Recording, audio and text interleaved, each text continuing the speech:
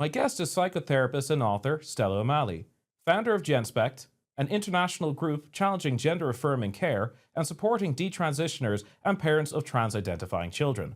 We'll get her reaction to the implementation of Ireland's Gender Recognition Act and what it means for Irish education. I'm Alex Sheridan, and this is Ireland Reports.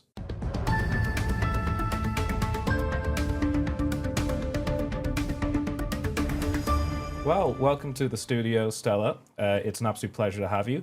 And something you were saying to me just before we had the cameras rolling with the gender debate is this is something that men have largely stayed out of. Yeah, it's really notable. I have my theories about it. I kind of think women, for starters, feminists noticed it like decades ago before anybody else had anything to do with trans or anything. So fair play to them. They were very involved in that issue because trans women were infiltrating feminist groups. So they were the first to kind of notice what was going on. But men, I think, stay out of it for a couple of reasons. I think most men think that if a man wants to be a woman, he couldn't be a man. Because a man wanting to remove his genitals is so insane to any man. They just think, I don't know what he is, but he's not a man. And so men shut down on the idea that this could be somebody who has kind of lost their way and kind of lost it. And secondly, I think an awful lot of men are very squeamish around it for that reason. They want me to, I can see it in their face, they want me to stop talking about it. They want to roll on, they want to move on to another subject. They're like, yeah, do whatever you want. Let's move on. I don't want to think about this subject. It's freaking me out. I suppose the other side of that, though, is there's not really a problem with, I guess, trans-identifying females coming into male spaces. And if they did, I guess there's less of a potential danger when that happens.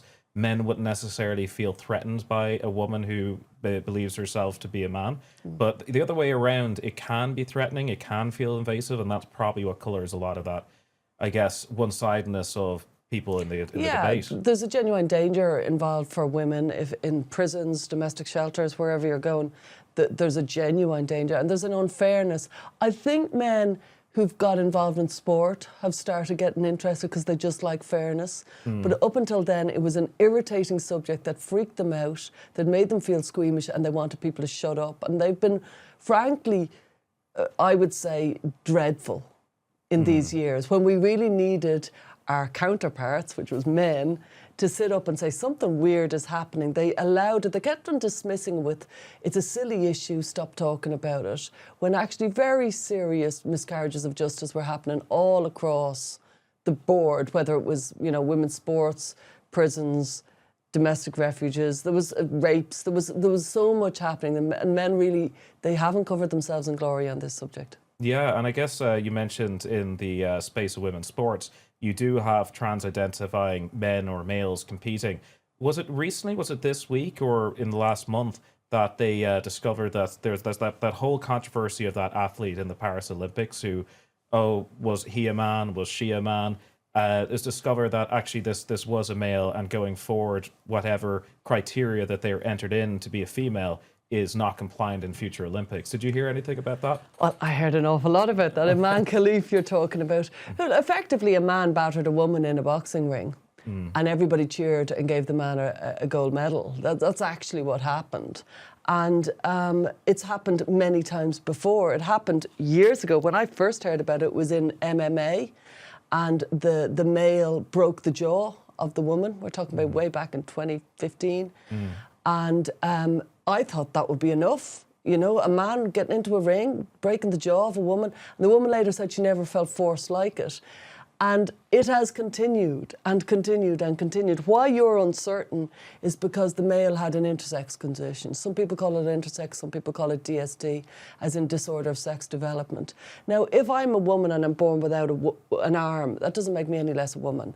If you're a woman and you're born with an intersex condition, you have difficulties with your reproductive system. It doesn't make you less of a woman. And I suppose in the Arab world, there are some countries where it's not uncommon to change a birth cert and just make out that this person was a male or female from birth, no questions asked. Iran being a big example of that. And this individual is from which country again? I can't remember where he's from, but that is a slightly different point. Okay. Iran has the highest level of people men basically medically transitioning to be female, and that's a homophobic law, if you follow me. They don't want to be gay, so instead they're trans women. So Iran is the highest in the world for medical transition. People often don't know that, but it's a fact. Now, Iman Khalif and many other males who've been in female sports have been born with intersex conditions. They're not trans. They've been born with intersex conditions. They're disproportionate in some regions for various reasons, but there's disproportionate numbers. So Iman Khalif probably has a condition called 5ARD, which is he's born with genitals that you can't recognise them at birth. Then when he's 12, effectively his genitals drop. His testosterone comes in, testosterone in the his testicles and his penis drops as such, and he is a male. But by then he's been socialised as a female. The sports coaches know that this is happening in certain regions. They spot these males. They know they're going to get very strong, and they're putting them into sports like boxing. So when Iman Khalif won, everybody in my world knew that he was a male, knew that he had an intersex condition, and yet we had mainstream journalists all over the world pretending he was a female and pretending that there was no doubt about it. It was very obvious that Iman Khalif had a intersex condition, or DSD as some people call it. And finally the Olympics have grown some level of backbone, and they've finally come to the conclusion just last week that yes, we cannot let males into females because it just makes a mockery of female sports. Yes, and it's tremendously unfair as well, especially if it's something we're trying to grow. I suppose my follow-on question on that is a good segue into talk about your background with Genspect and how you think gender dysphoria should be addressed. You don't believe in chemical therapy or hormonal replacement therapy. What you like to emphasize is exploratory therapy, which, as I understand it, is traditional psychological talking therapy sessions. But also, as a follow-on to that, maybe you could correct me, but looking up a bit about you, there's a bit where I read where it said that between ages 4 and 14, you believed yourself to be a boy, and by 16, you started feeling comfortable in your own skin. Would you call yourself a detransitioner? And does this inform a lot of why you like to advocate for exploratory therapy instead of hormonal replacement? Well, no, I don't call myself a detransitioner. A detransitioner is somebody who is medicalised and then they try to reverse the process on some level. They might have had a mastectomy. They might have had testosterone, a male voice and things like that. So no, that's not me at all. A desister is somebody who has kind of got into the idea that they should be a boy. I didn't think I was a boy. I thought I should be a boy. And I'm not alone in that. And by the way, it wasn't from the age of 4 to 14. It was 3, for starters. And it's very hard to remember back when I was pulling out of it. But I was pulling out of it from puberty onwards. But it took many years. And it was the process of puberty that kind of pulled me out of it. Because when you go through puberty, your sexual awakening is happening and you're starting to fancy people. And then I realised that, well, if anybody's going to fancy me, I better stop this whole boy kind of thing. And that took some years, and it was awful, it was harrowing. But yeah, we at Genspect, we don't believe that you need to medicalise your body. We believe boys can be feminine, girls can be masculine. You don't need to take drugs. We don't see a lot of tomboys anymore. Is that just me, or is that something that has disappeared from media? Like, I even remember being read The Famous Five when I was younger, and it was George or Georgina was a tomboy. Now, I guess if it's like a slightly masculine girl, we like society at large likes to say, no, you're actually a man. It's crazy. And I've got a sticker at home saying save the tomboys. I love tomboys. I was obviously a tomboy, but I have real affection for them. They have a certain type of personality. They're often quite swaggering, they're quite confident. They're kind of likeable, I think. And yeah, they are being presumed to be trans rather than but not only that, there isn't a female counterpart for tomboys. We all like tomboys, but for thousands of years we've been very suspicious of feminine boys. They haven't been treated well in society, and there hasn't been space for them. Well, there is affection for tomboys, there isn't the equivalent for boys, and I would like if there was. There's no Amy girls, you know what I mean? There is no word that isn't derogatory for the equivalent. So I think that's quite sad, and we'd like to kind of promote a freer attitude to things like that, but certainly not medicalising or changing pronouns or any sort of weird stuff like. Yeah, and that's another thing which I would like to point out about Genspect is with the whole gender debate. Personally, I do find, like you said, that there's no equivalent of compassion for feminine presenting men, which from where I see, Genspect actually is quite a compassionate organization. I look at the gender debate and there are some voices which I would say are needlessly cruel. It could just be they get involved on Twitter and that's where everyone's throwing insults at each other. But Genspect seems to generally really want to help people. And this is where you do this exploratory therapy and you speak to people and you try to get to the root cause of why they might feel that they are a different gender to, I guess, their sex. Yeah, we do. We try to lead with compassion and decency in everything we do and integrity. But, you know, this expression in exploratory therapy, you're right, it's conventional psychotherapy. That's all it is. It's traditional, of all therapies, exploratory. I'm a psychotherapist in my career. Yeah, we're just saying you don't need to medicalise, you don't need to change your body, you can act as you wish, you don't need to kind of be harsh on people, but nor do you need to lose your boundaries, and so nor do you need to let males into female spaces because that's dangerous, but you don't have to kind of, you know, smear people excessively. And it's, without a doubt, it's a result of the polarised debate. Without a doubt, it's a result of feminists being written off for decades. These lefty feminists who've been growing their own yogurt and kind of real kind of, you know, save the whale, you know, with their vegetable patches and stuff, they've suddenly been called right-wing bigots and right-wing Christian zealots. The profound unfairness that has been meted out to women and generally left-wing feminist women has created radicalised women. And I can see why they're radicalised and I can see why everybody's polarised, but when you are radicalised, you got to pull back if you're going to look for solutions. Yeah, absolutely.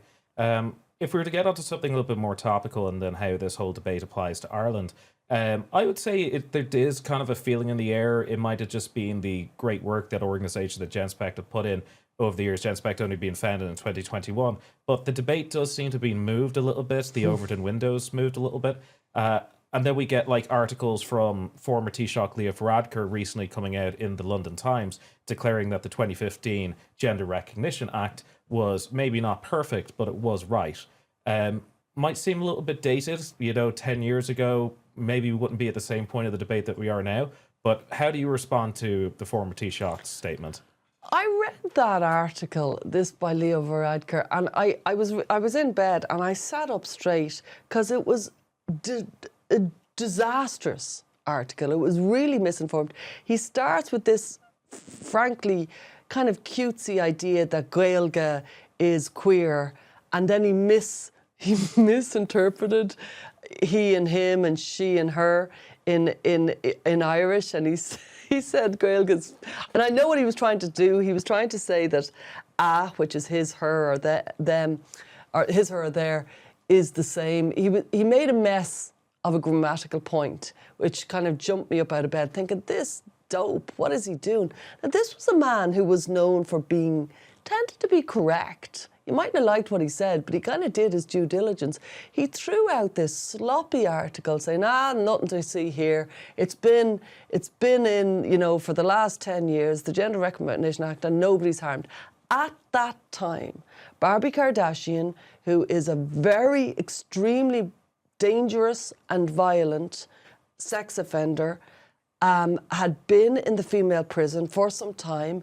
A huge amount of resources had to be devoted to keep the male sex offenders away from the females in the female prison. So usually when you're in the female prison, you're among the most vulnerable people in society. So females in prison, they have very serious needs. They've generally had a lot of abuse in their life and a lot of poverty and a lot of mental health issues. And usually the resources devoted in the female prison would be things like self-assertiveness, you know, mental health issues, helping them, you know what I mean, maybe with their parenting and things like that. Really soft, but really kind of helping very, very vulnerable women.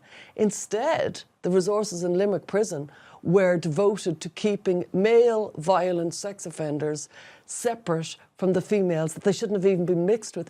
This had literally just been happening, literally as we speak, while Leo Varadkar slings out this half-shot, half-baked, useless article where he says, yeah, nothing to see here, we don't have any problems. It was embarrassingly misogynistic, it was embarrassingly misinformed. And then he did this ridiculous line about sports, saying, oh, we all know that there's no problem in sports.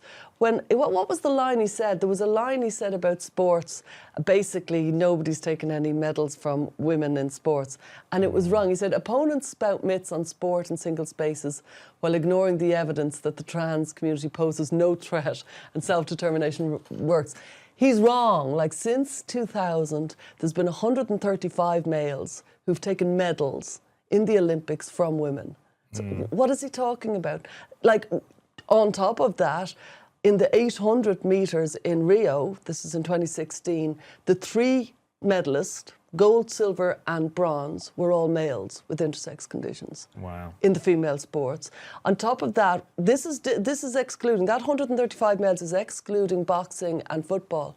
The amount of medals, the amount of scholarships that females have lost as a direct result of males in female sports. You had this awful scene in the 2020 Olympics where this 40-year-old male, Lauren Hubbard, took gold. Why? Because he's bigger, faster and stronger. He was a weightlifter, from 2 Maori women. They were kind of, bronze and silver. And it was like the white male supremacists in the middle. It was like a nightmare, dystopian kind of image. And, you should put it up because it was a dreadful image. And he's 40. He shouldn't be anywhere near the weightlifting. That's for the 20-year-olds who were at the height of their powers. But he was a male, so he could swipe these medals from these Maori women. Their only shot at maybe kind of, winning a medal was taken from them by a white male.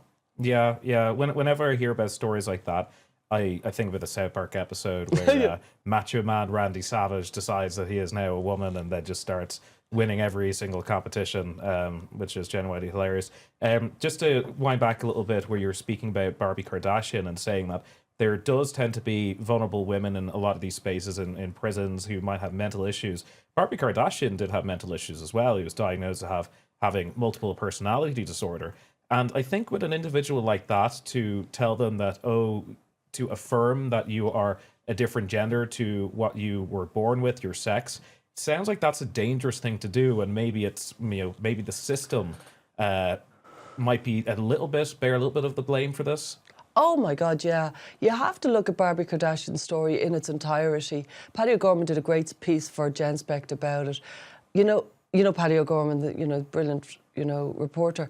Barbie Kardashian was born male into the most depraved childhood that you could have. It was really, really, really awful what Barbie Kardashian went through as a child, and emerged from it violent and crazy, is all you could say, and isn't right. And I don't know, what we're going to do about that, but you have to treat people who are violent and insane with care in society. You have to be very, very careful with that combination. And that's what Barbie Kardashian is, quite clearly, and has consistently been. You know what I mean? Like, Barbie, pulled the eyelids from the social worker who was driving along in the car, and Barbie Kardashian, came from the back of the car. Like, this is, like, some of the crimes committed by Barbie are really, really shocking, but also what were committed upon Barbie were really shocking. I've, frankly, a lot of sympathy. When I read Barbie's childhood, I kind of went cold inside. On top of that, though, we have to, as a society, look after the greater good.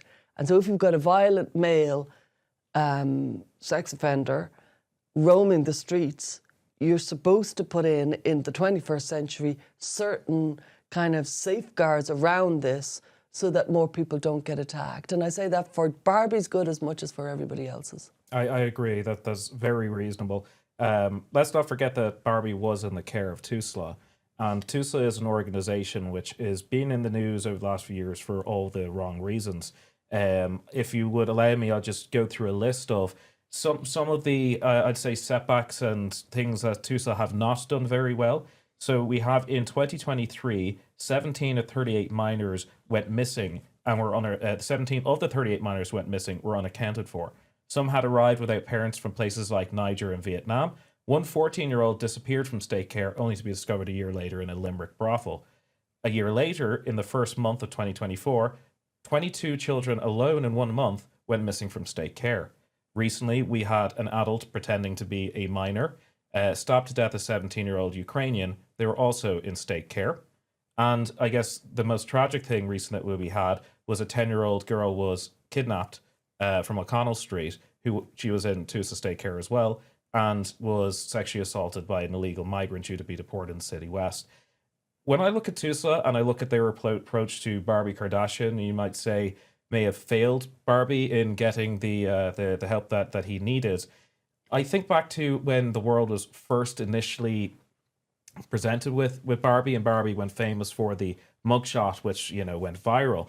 And Tusla spent most of their time, even though Barbie was an adult at the time, trying to send legal letters to any publication that wanted to publicize the photo or to talk about Barbie and the crimes that they were being charged over. In light of all this, I just want to ask, what is your opinion on Tusla? Do you believe it's an organization that needs to be disbanded and replaced with something more effective, or is just a reform of Tusla sufficient? I think since Tusla started, I'm a psychotherapist, so even before anything to do with trans, I was, following the I don't know what to call it, the disaster of Tusla, because it started very badly and it's got worse. I do think it should be disbanded. I think it's lost. It never had a good reputation. It never was doing well right from the beginning. It's clearly overrun by bureaucracy. It's clearly overrun by people who are keeping their own jobs and are very interested in having, that feeling of their paperwork will be perfect. There's no doubt about their paperwork. Their paperwork is always lovely, but their behaviour is disgraceful. And that awful list of neglect and abdication of responsibility that you've just, read out it's an indictment of an organisation that should be having a kind of a truth and reconciliation process rather than defending themselves. And may I just point out, the Barbie Kardashian represents everything about how Ireland has lost its way. The choice of, the mainstream media to choose to present and pretend to the public that Barbie was female by calling Barbie she, her. It was a lie. It was dishonest. It was dangerous to Barbie. It was dangerous to everybody else. It wasn't appropriate. And for Tusla to be sending out legal letters to propagate this lie, and that's the problem with the Gender Recognition Act that Leo Varadkar is so delighted with.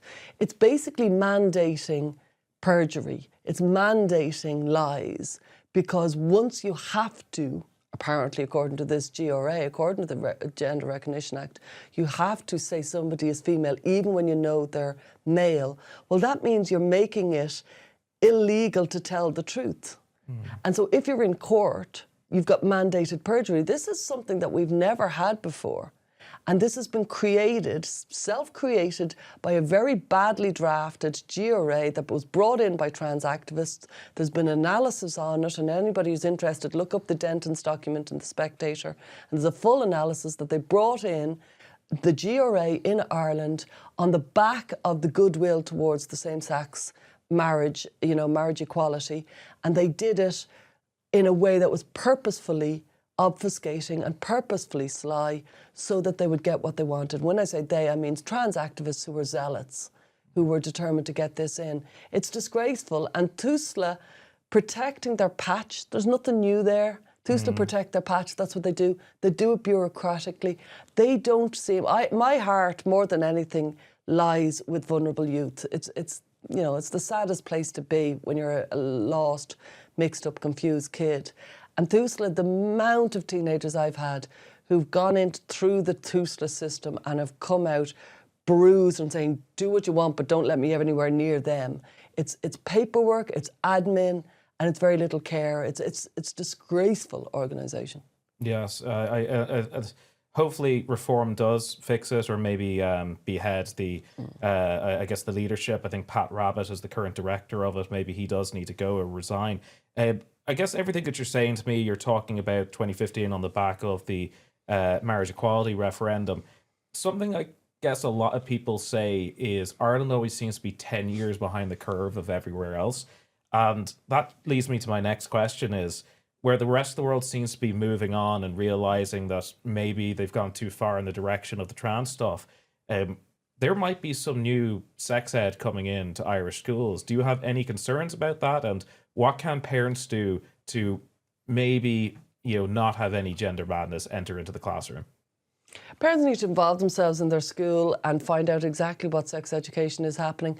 It depends on the school, it depends on the principal. There's a very kind of fairly liberal view in the schools of Ireland, and they let the schools run their own show, which I'm quite in favour of. I don't like heavy bureaucracy, but Belong To are a very well-funded NGO, and they have really taken over the space. It's ridiculous because I wrote a book on bullying, and it's my best-selling book and has consistently been my best-selling book. It's called Bully-Proof Kids, first released in 2017, but it continues to be a great seller. And yet they've taken over the bullying space as if the only children who get bullied are LGBTQ children, which that's just farcical. It's not true. And they've really taken over the concept of stand-up week, and they've been very well funded, and they're going into schools all around the country, and they are very much pushing this concept, which is gender identity theory, which has got no evidence base, which has not led to much happiness, which has created an awful lot of chaos and confusion. And it's just a theory. It's a theory the trans activists are very, very into. It's not something that has any evidence. But to go back to the school situation, yeah, I do think parents should be very involved in their children's education, more than before. People are acting like it's these kind of people who are, shaking their rosary beads, and that's why they don't want sex education. Which is something I wanted to mention is there, I guess from my experience in school, like I'm a long time out of school now, I think it was 2012 when I graduated, I do remember the particular school I was in, it did have kind of strange sex ed. Like there did seem to be a little bit of a discouragement towards any teenager having sex. It's like, oh, these are condoms. This is protection. Just don't do it. If you do it, you're going to get STIs and you're going to die.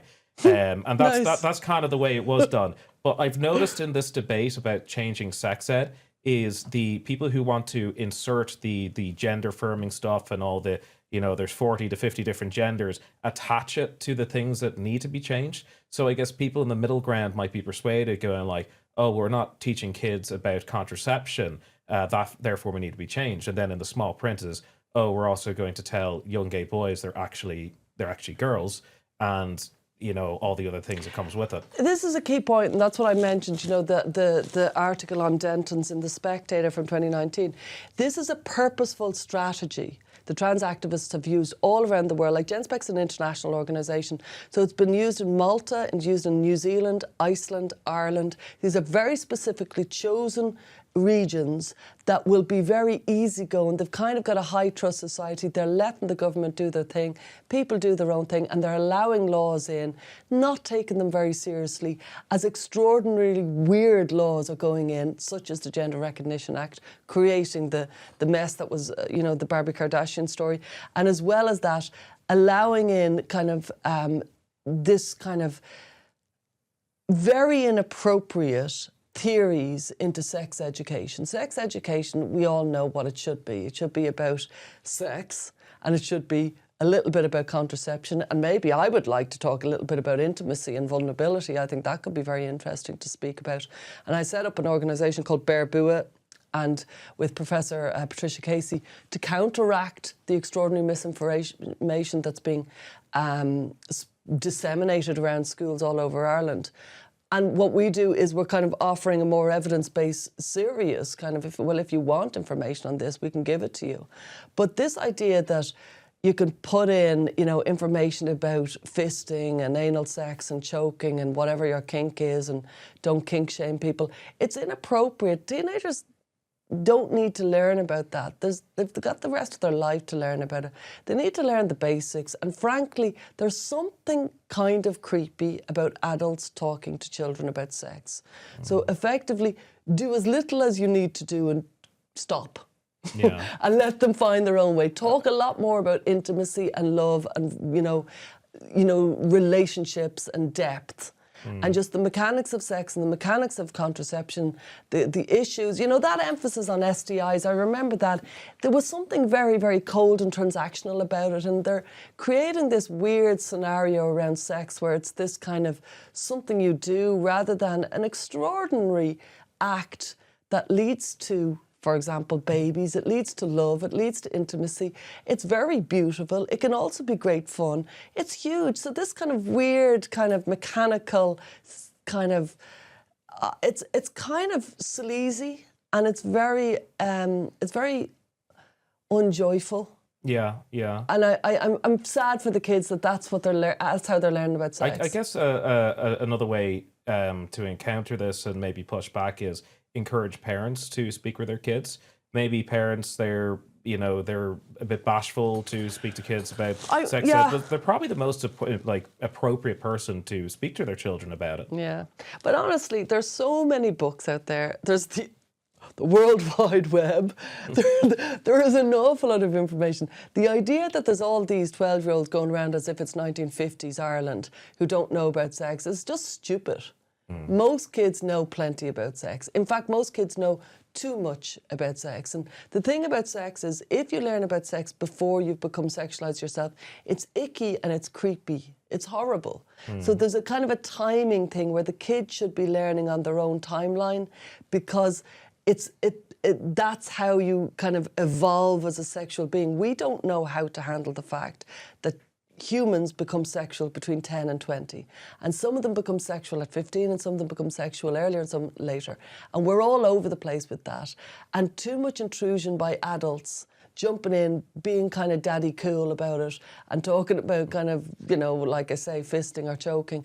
It's inappropriate, it's icky, and it's unnecessary when you've got high-speed internet in your back pocket through your device. Yeah, I suppose.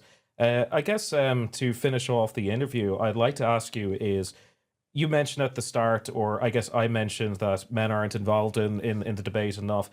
What can we do to, I guess, move the needle in a direction where we have a safer environment to discuss gender identity, so it's not ending up in dangerous drugs or hormones or chemicals being pumped into young kids, or mutilation? What can parents do? What can the normal people do? Do they contact their politicians and inform them that this is an issue very close to them? A la the Gender Recognition Act, we fight to repeal that. What can people do to move the needle in the direction that that they'd want to? I'm glad you asked. It's time for men to sit up and start involving themselves in this debate. Women have been kind of fighting it for years now, and yes, finally the dial got moved. But like we saw, the resignation of the BBC, Tim Davie and his colleague, and it was very much, it was supposed to be about they doctored Trump's. That's it. That's nominally it was about that, and maybe something to do with Palestine, but maybe you're trying to infer as a build-up of things over the years? I'm saying 100% that there's been a mass denial of the reality and the truth of trans, and all sorts of very serious journalists left the BBC, left the Guardian, left mainstream media because they weren't allowed to speak about trans issues. It's been buried for years and years and years, and it's mostly men that have allowed it to be buried because they look the other way. So it's time for men to involve themselves. But if you want to help and if you want to become involved, please join Genspect. Okay. Because we are doing an awful lot of very decent, good work. We're helping detransitioners. We have online meetings every single week for detransitioners, online meetings every single week for parents. And not only that, we're speaking on behalf of people in a very decent way with integrity. So join us, just to add your name to the voices of people who are seeking appropriate conversations around a tricky subject that needs to be dealt with finally. Okay, I think we'll leave it there. Thank you very much for joining us, Stella. That was a wonderful conversation. Thank you. Okay, and thank you to our audience. If you would like to get involved in the conversation yourself, please leave a comment below. Also, don't forget to like this video. Liking the video can help with it being promoted to other potential viewers. Also, don't forget to subscribe to this channel, and if you would like to support it financially, please hit us up on buymeacoffee.com. Thank you.